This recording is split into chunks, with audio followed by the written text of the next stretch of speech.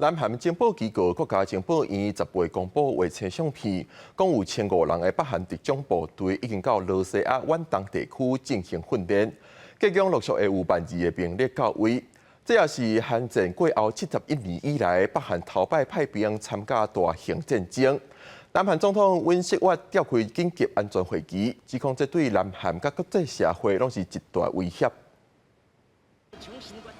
南韩国家情报院指出，这个月7、8到13中间，发现罗西亚的海军运输舰队함께北岛的清丁港，运载北韩士兵到海参崴，证实北韩部队加入罗西亚对乌克兰战争的传闻。这期头一批派遣的兵力是精锐特种部队北方军团，位数是1500人。一旦完成调集训练，会被派往乌克兰前线。这些士兵拢受到罗西亚的军服甲武器。 想要暗砍因是北韩军人的事实。国情院也讲，所内有更加多部队加入，有计总数有12000人。北韩今年6月甲罗西亚签订全面战略伙伴关系条约，其中的条款规定，若有一方面处于战争状态，另外一个会用一切手段来提供军事甲其他援助。